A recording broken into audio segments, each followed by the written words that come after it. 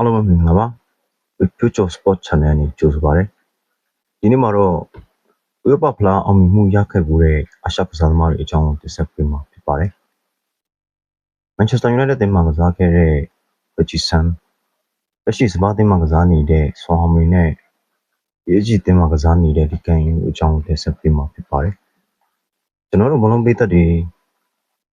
အဆုံး3ခုနဲ့လူသားလို့ခေါ်တဲ့ Ferguson ကို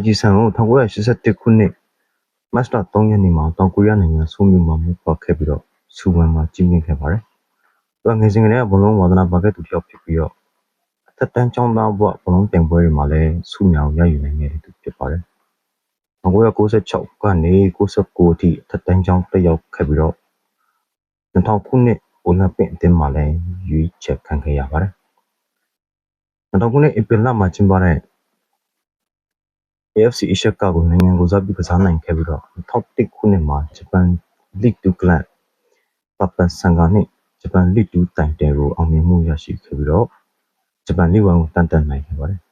2002ခုနှစ်မှာပပန်ဆန်ဂါကလပ်သမိုင်းတစ်လျှောက်ပထမဆုံးအင်ပါယာဖလားကိုရရှိအောင်ဆွမ်းဆောင်ပေးနိုင်ခဲ့ပြီးတော့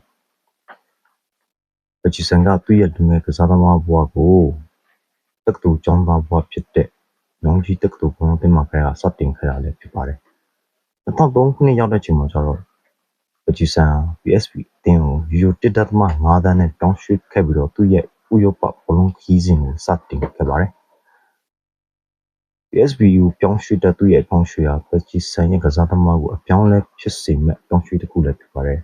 ဒီဆန်ဟာ PSV အသင်းနဲ့သူနယ်သာလန်အမှတ်ပေးဖလားရခဲ့ပြီးတော့ Champions League Semi-Final ကိုလည်းရောက်ခဲ့ပြီးတဲ့သူတစ်ခုဖြစ်ပါတယ်အဲဒီနောက်မှာတော့မန်ယူအသင်းရဲ့စိတ်ဝင်စားမှုကိုရရှိခဲ့ပြီးတော့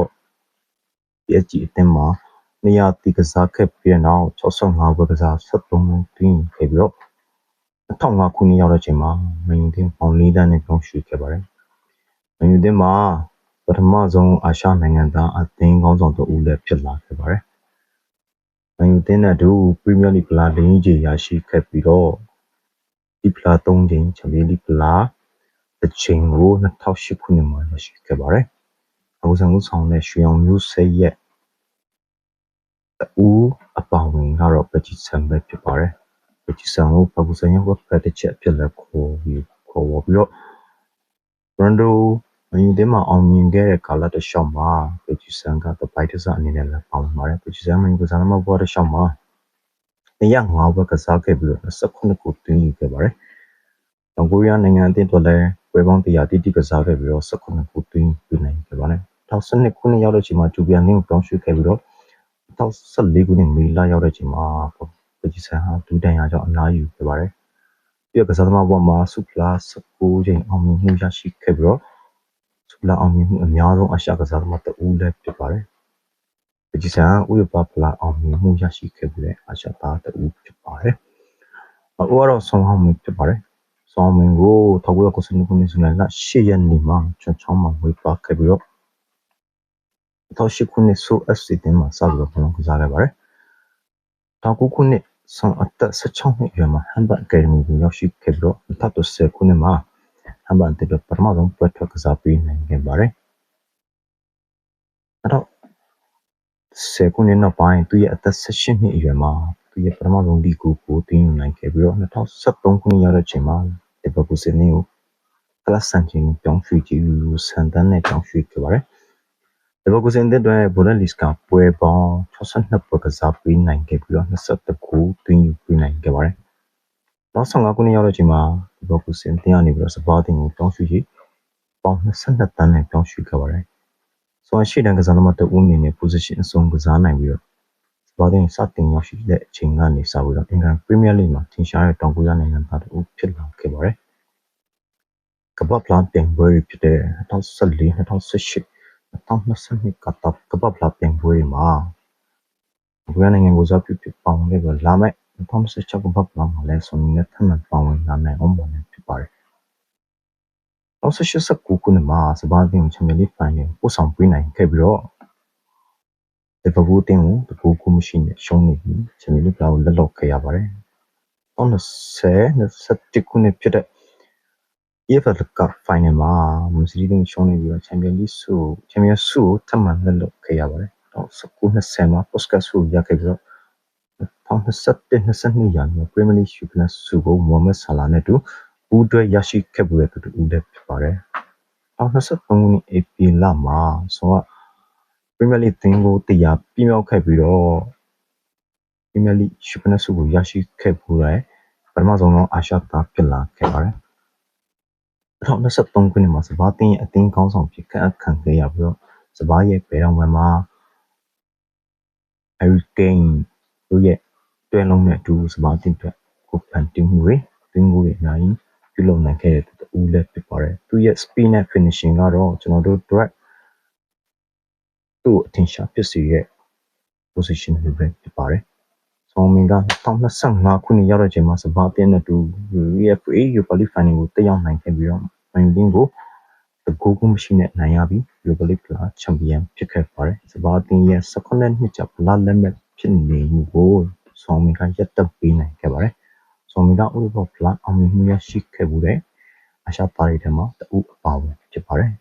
နောက်တစ်ခုကတော့လီကန်အင်ဖြစ်ပါတယ်လီကန်အင်ကို2010ခုနှစ်ဖေဖော်ဝါရီ19ရက်နေ့မှာတင်ချုံကိုရီးယားနိုင်ငံမှာမွေးဖွားခဲ့ပါတယ်ကိုရီးယားနိုင်ငံသားကွင်းလန်တိုက်စစ်နဲ့တောင်ပန်နေရာတွေမှာကစားနိုင်ကစားသမားတစ်ယောက်လည်းဖြစ်ပါတယ်2009ခုနှစ်အသက်8နှစ်အရွယ်မှာ Incheon United U12 အသင်းမှာလူငယ်ကစားသမားဘဝစတင်ခဲ့ပြီးတော့2011ခုနှစ်အသက်တန်းကျောင်းသားဘဝမှာ Prime FC အသင်းမှာကစားခဲ့ပါတယ်2011ခုနှစ်ရောက်တဲ့အချိန်မှာ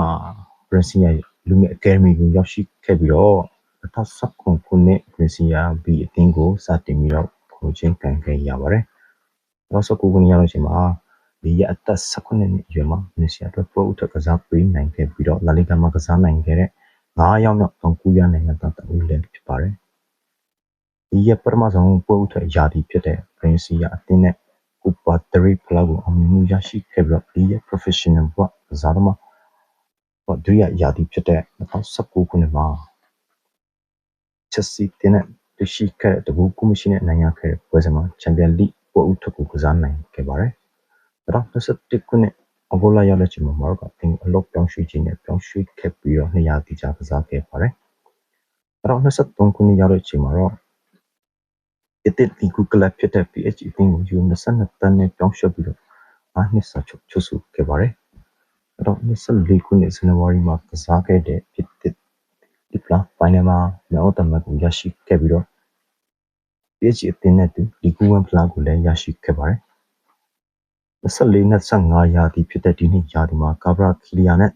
ဒိုရီတို့ PSG အသင်းကိုပြောင်းရွှေ့လာပြီးတဲ့နောက်မှာတော့ဒီရဲ့ပေါ်ထွက်ကစားချိန်ကနေပါလာခဲ့ပါတယ်ဒီဟာတောင်ကိုရီးယားအသင်းတော်လည်းကိုစားပြုကစားပေးနိုင်ခဲ့ပြီးတော့ဒီ21ကမှာအကိုတင်းတော်လေးကိုဖန်တီးပေးနိုင်ခဲ့တဲ့သူလည်းဖြစ်ပါတယ်2019ခုနှစ်မတ်လမှာတောင်ကိုရီးယားလက်ရွေးစင်အသင်းရဲ့ပထမဆုံးခွန်ယူချက်ချင်းခံခဲ့ရပြီးတော့သူရနိုင်ငံကပို့ထုတ်ကစားနိုင်ခဲ့ပါတယ်2022ကတာကပပလာမှာအဆုစင်ဒူရီယာပွဲစဉ်ဖြစ်တဲ့ခန္ဓာတင်းတဲ့ပွဲစဉ်မှာကိုဖန်တီးမှုပြုလုပ်နိုင်ခဲ့ပြီးတော့တောင်ကိုရီးယားတင်းတဲ့39ပွဲကစားဆယ်ခုတင်ယူထားနိုင်ခဲ့ပါတယ်ဒီက2024နဲ့2025ရာသီဖြစ်တဲ့ဒီနေ့ရာသီမှာPSG တင်းနဲ့တူချန်ပီယံလိဖိုင်နယ်ဖြစ်တဲ့အင်တာမီလန်ကို9ဂိုးကိုမရှိနဲ့နိုင်ရပြီးတော့ချန်ပီယံလိဆုဖလားကိုအောင်မြင်စုခုနိုင်ခဲ့ပါတယ်